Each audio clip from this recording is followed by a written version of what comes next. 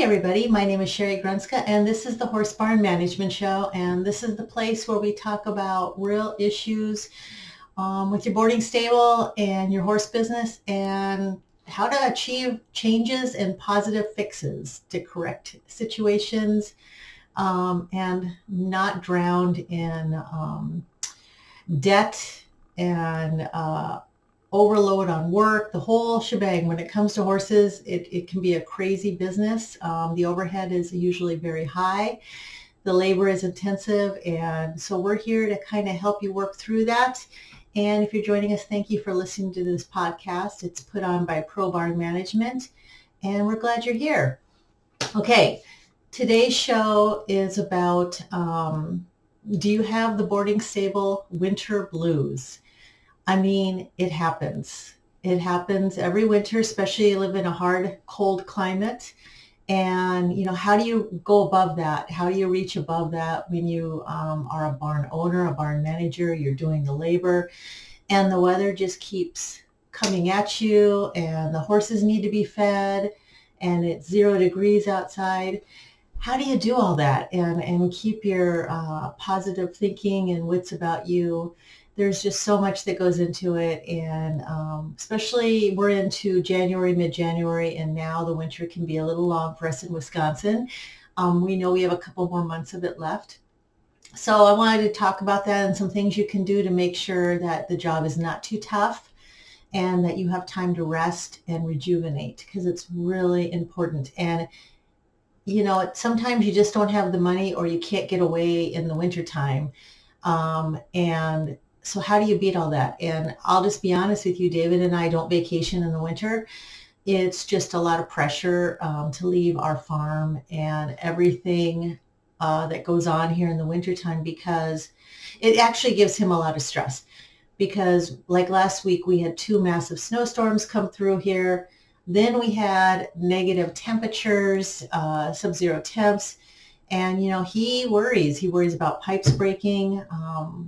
Thank goodness we've never had that happen, but still, fences coming down, everything is a lot harder to fix. The tractors don't start as easily.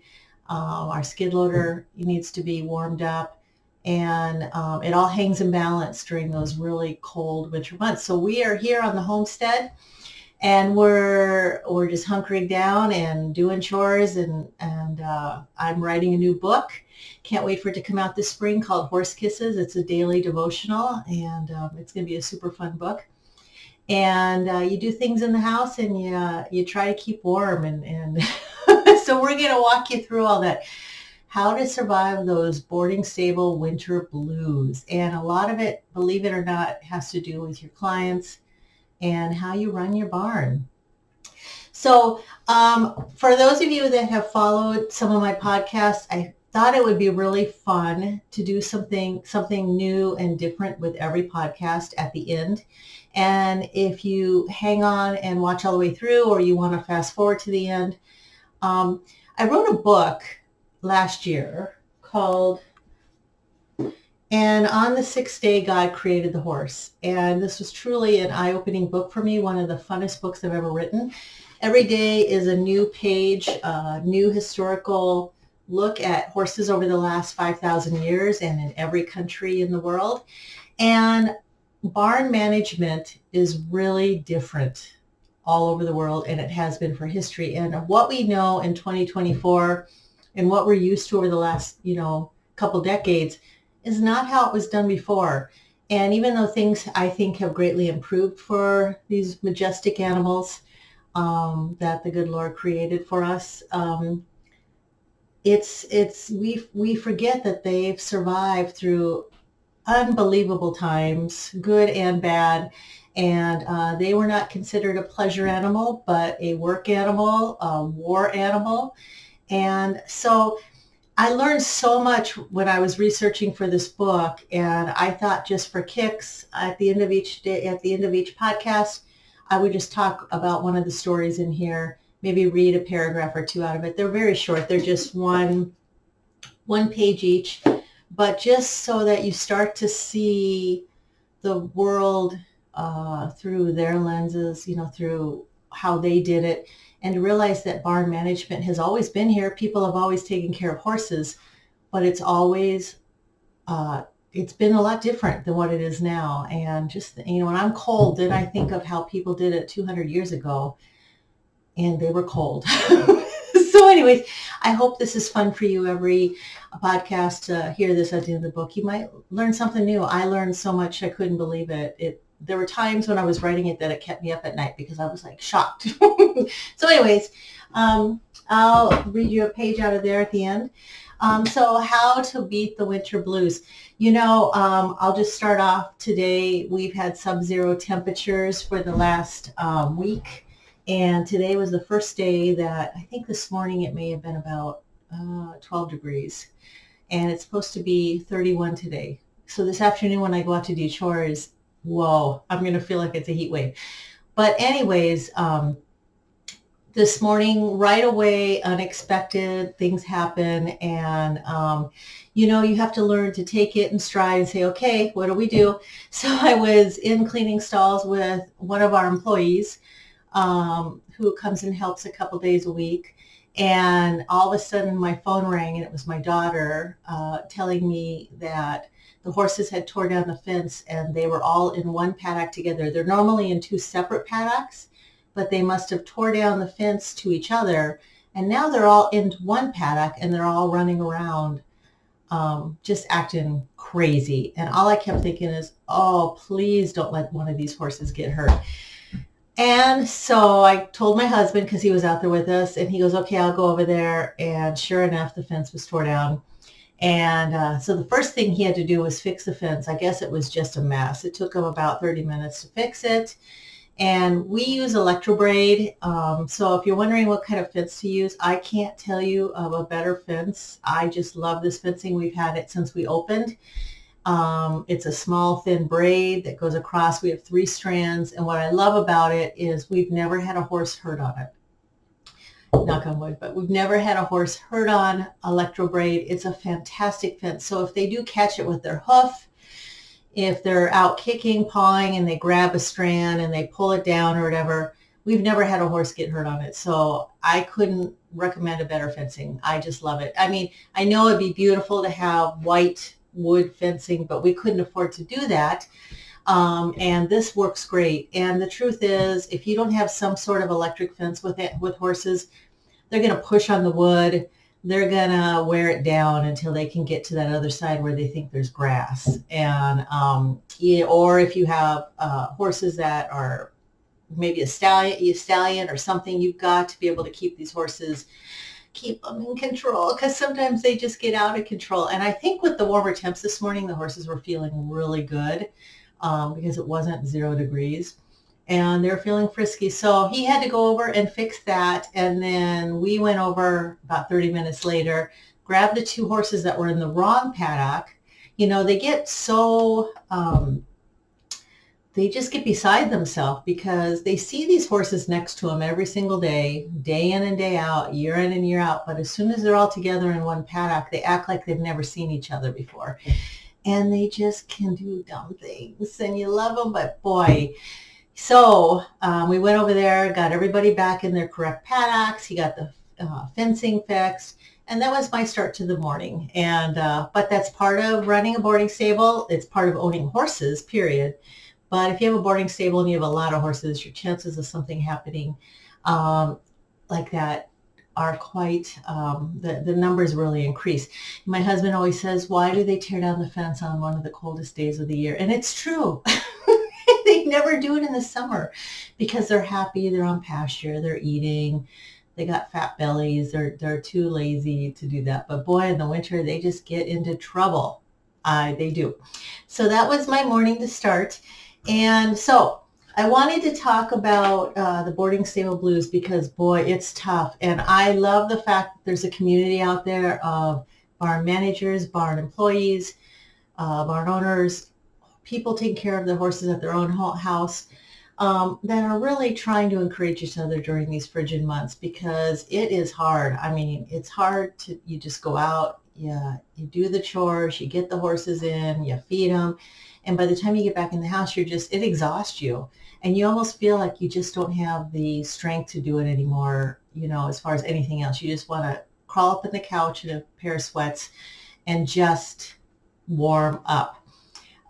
So, I thought for some people, it wears them down. And I think some people, if you don't have a lot of sunlight, we're in Wisconsin, it's cloudy a lot, we get cold weather, people sometimes feel like they're down, like they just, they lost their spark, they lost their enjoyment for it.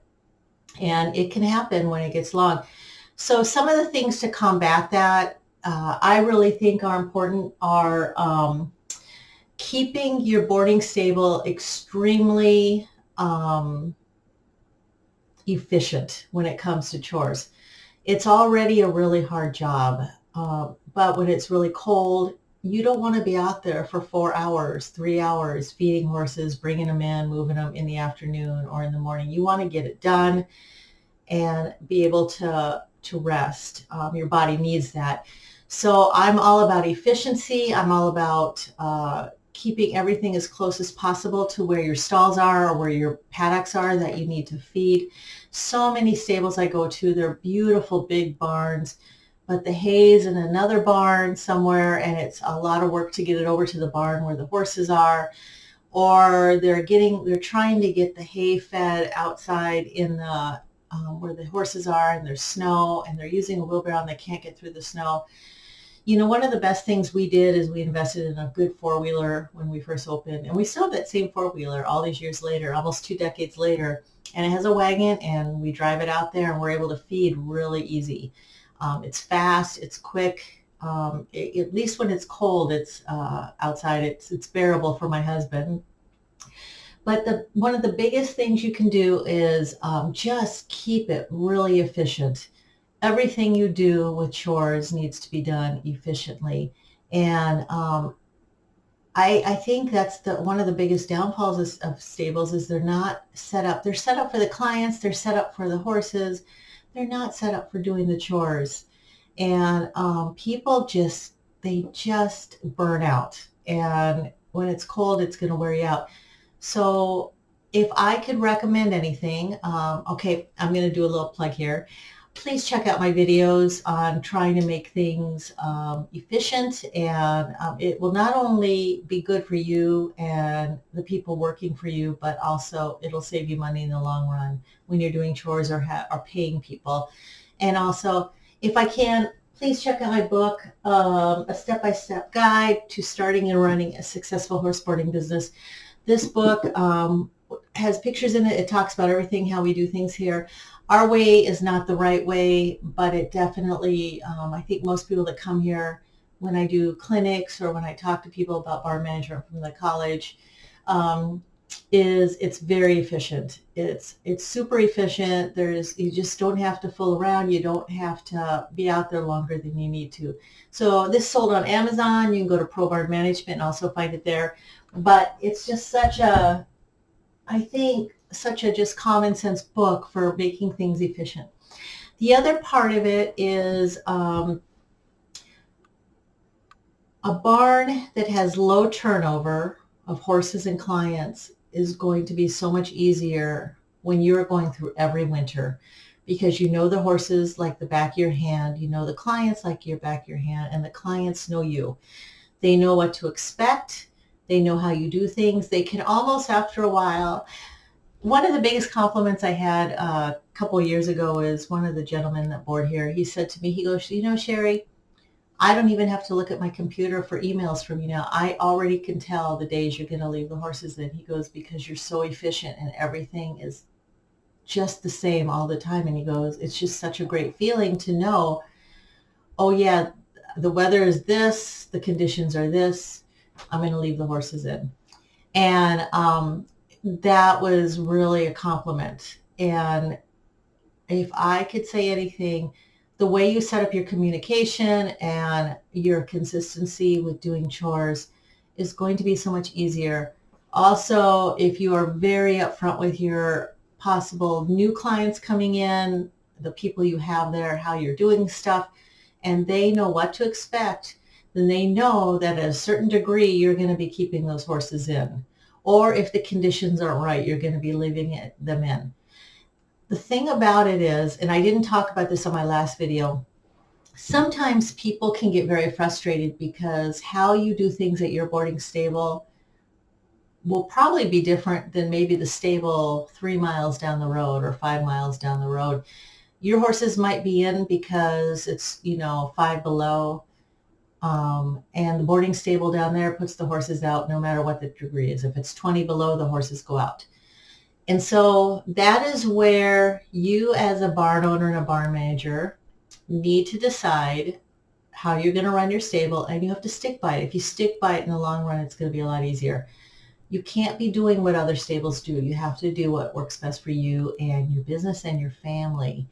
And sometimes, I don't have it too often anymore, but when we first started, I would have someone say, well, gosh, I drove down there. It's a beautiful sunny day. Those horses are outside over there. And they'd be talking, the clients would talk, the boarders would talk amongst each other, and I'd get sick to my stomach. And I'm like, oh gosh, and there would be a lot of pressure. But you know what? I decided I had to just pull up my big girl panties and say, this is how we do it here. We don't put the horses out when it's 1 degree out, a high of 1 degree for the day. We don't put them out.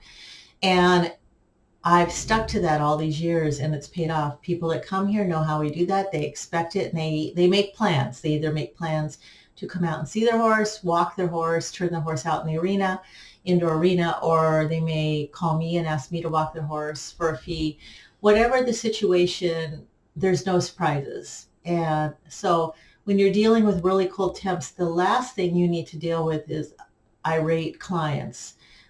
People that misunderstood how you were going to do things. They're just frustrated. It will add to your stress so much.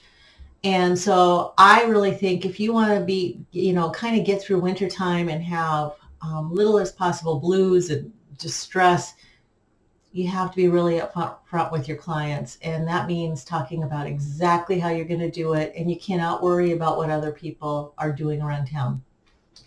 Now, one of the things that's interesting about boarding stables, and this is anywhere in the world, is the layout of the land is always a little different from each stable. So we are in kind of a low area, and we tend to pool water in certain areas, so we have to really watch for that so it's not turning to ice.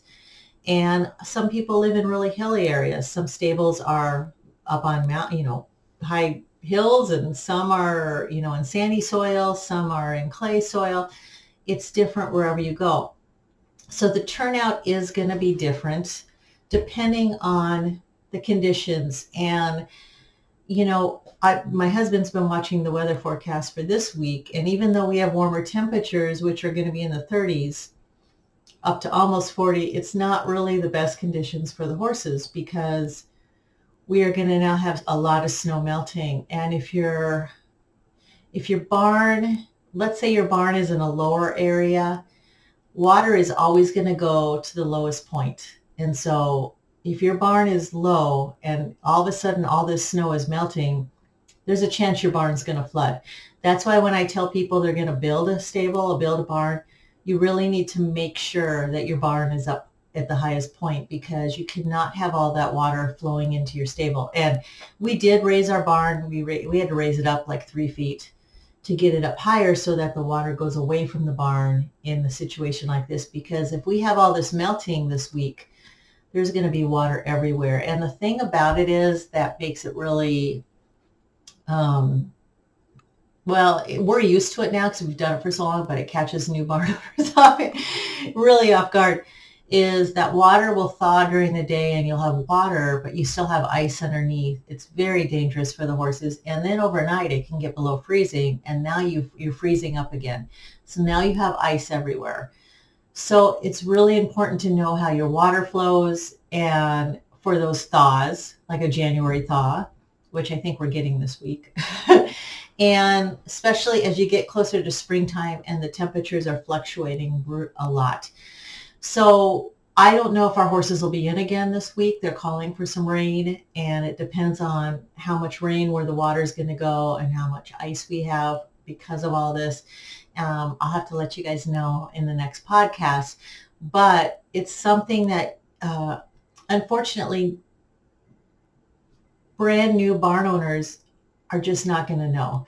You buy a place, it's been set up, and they're not going to know how it works because they haven't been there through all the 4 seasons, and maybe the person they bought the place didn't explain it very well. So your first couple years are really going to be trial and error and learning how this all works. And it just gets, it's all part of it. But I can promise you one thing: the more you do it, the easier it gets. It will get a lot easier. So that's a little bit about that. You're going to be doing a lot of educating of your boarders. You're going to be educating them on weather and temperatures and blanketing. You're kind of in some ways going to be, for your new horse owners, you'll be teaching them a lot of stuff. And I pray that they will listen to your advice, since you're doing this every day and you see their horses, but you're going to be getting a lot of that. So you really need to have an idea of how you run your barn, and then explain to them why you do the things you do, because they're going to ask you why their horses are in when the horses down the road are out. And questions like, is there a way to fix this so that you don't have so much flooding?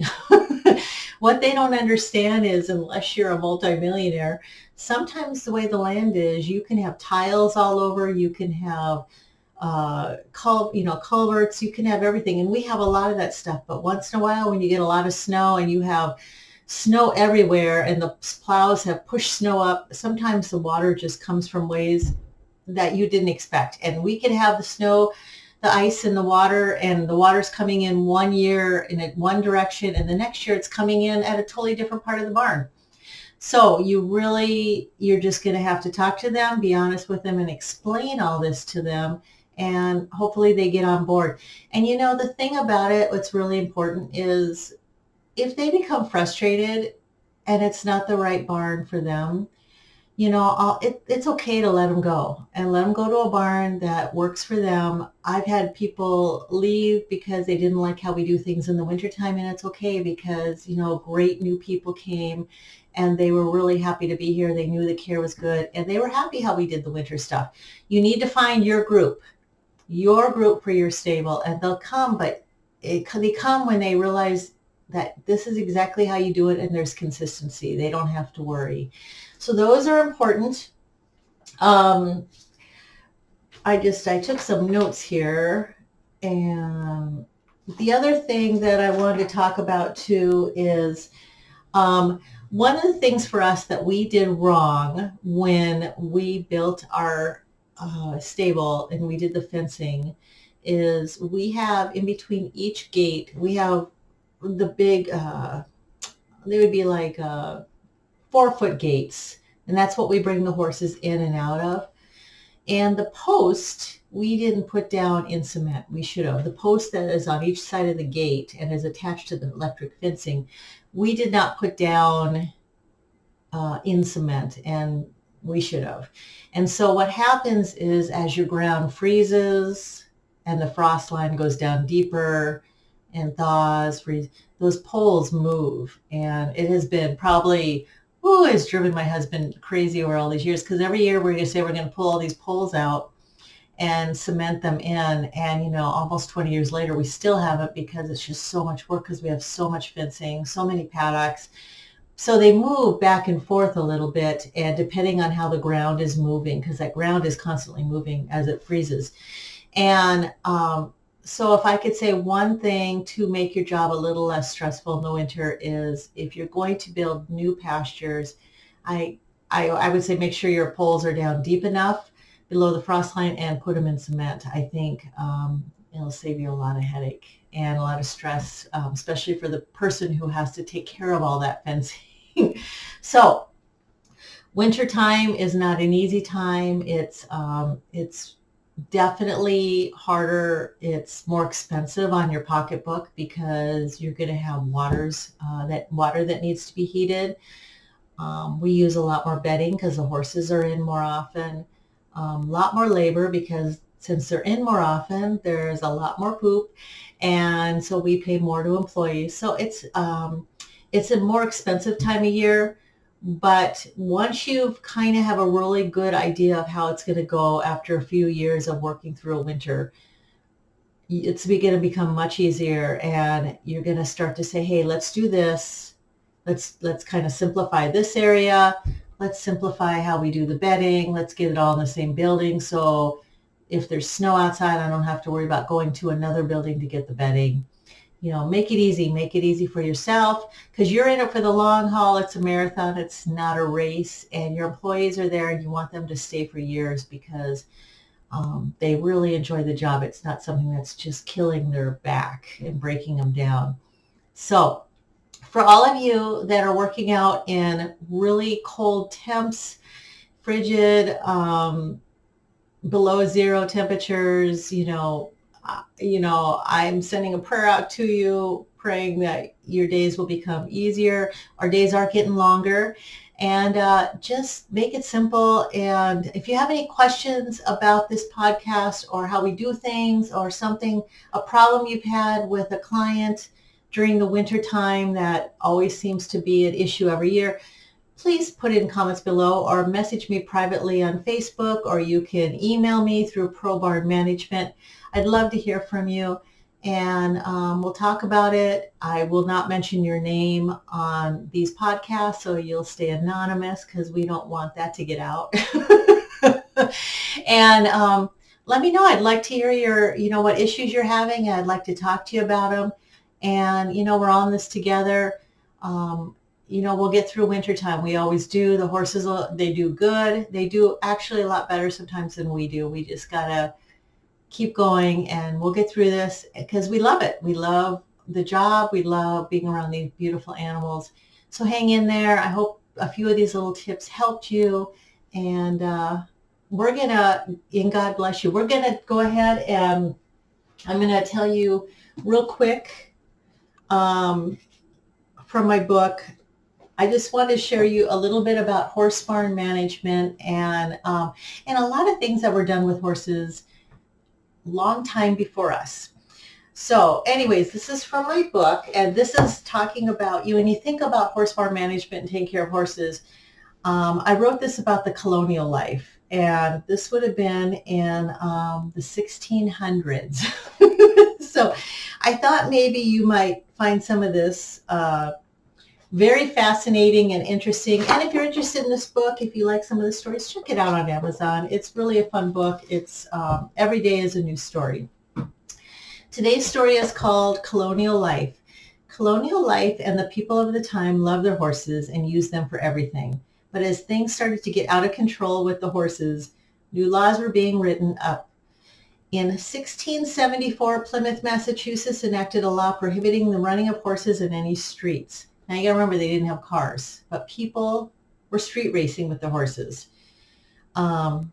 The people of Plymouth grew tired of horses racing in the villages and created an ordinance forbidding it.